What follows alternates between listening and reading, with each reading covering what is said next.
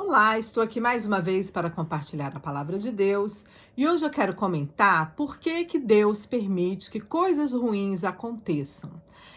Para ilustrar o que eu vou falar, o Senhor me deu aqui uma palavra que está lá em 2 Crônicas, capítulo 12, que conta um episódio quando Deus permitiu que o rei do Egito, chamado Sisaque, invadisse o reino do sul, invadisse o reino de Judá e invadisse a cidade de Jerusalém.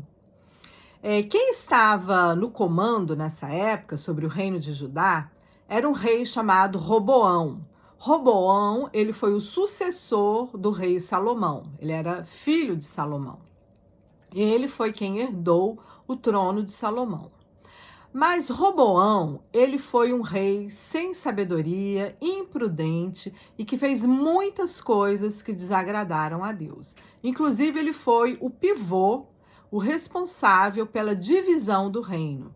Embora o Senhor já houvesse falado antes pela boca do profeta Aías, que está lá em 1 Reis, capítulo 11, o Senhor já havia advertido que iria rasgar o reino, né?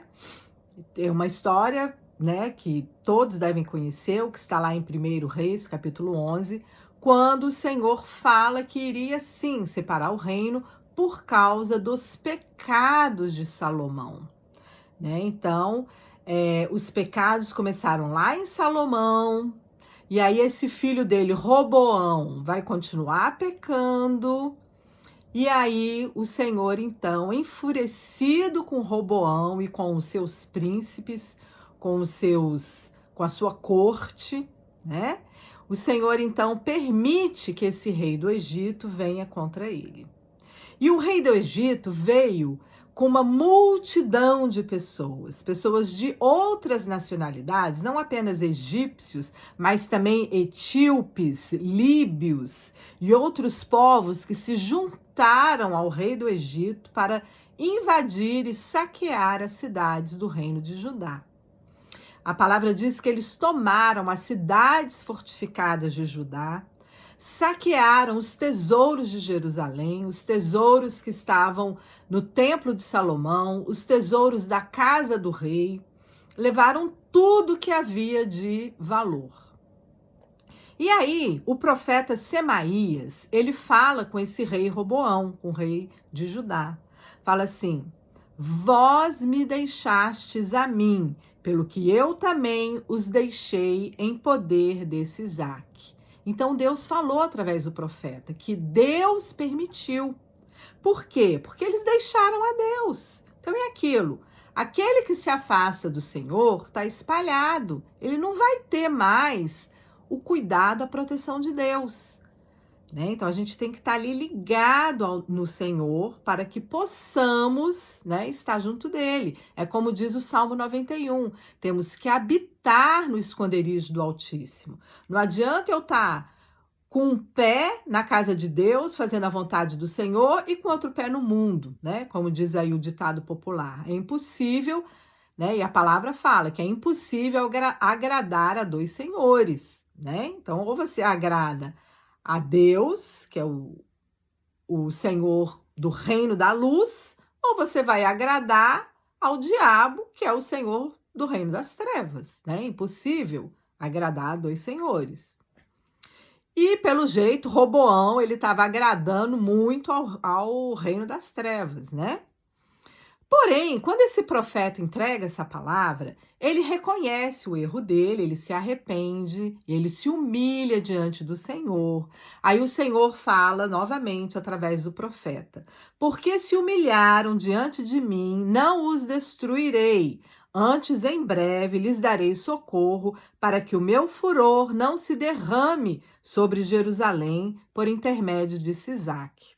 Porém, serão seus servos, para que conheçam a diferença entre a minha servidão e a servidão dos reinos da terra.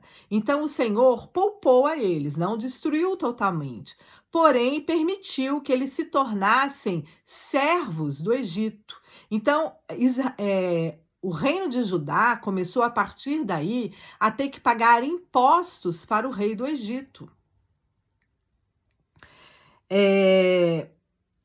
E fala aqui no versículo 12: tendo-se ele humilhado, apartou-se dele a ira do Senhor, para que não o destruísse de todo, porque em Judá ainda havia boas coisas. Então, com certeza, havia ainda pessoas que oravam por Judá, oravam por Jerusalém, pela paz em Jerusalém, e por causa desses fiéis, né? Com certeza havia ali um remanescente fiel, o Senhor poupou a cidade de Jerusalém. Então, isto aqui é recorrente nas histórias da Bíblia, né? Quando a gente começa a ler aqui, os reis que vieram depois de Salomão, foi um pior do que o outro, né? Cometeram muitos pecados, principalmente o pecado da idolatria, da soberba, da ganância, né? Da corrupção, da prostituição. Então, eles estavam realmente envolvidos com vários tipos de pecado, e isso só foi provocando a destruição da nação de Israel, né? Então, é algo muito semelhante ao que nós vemos nos países de hoje, né?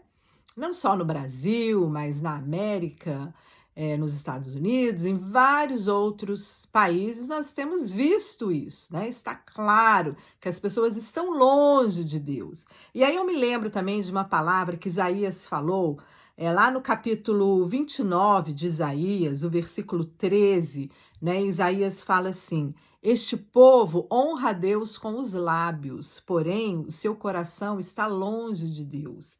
E Jesus também fala isso, Jesus repete as palavras de Isaías, lá em Mateus 15, ele fala hipócritas, né?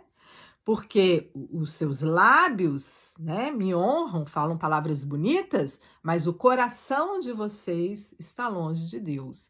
Então, nós temos que voltar para Deus, temos que voltar. Sempre há tempo de voltar para o Senhor. A gente tem que reconhecer que somos pecadores, que erramos, e nos apartar do mal.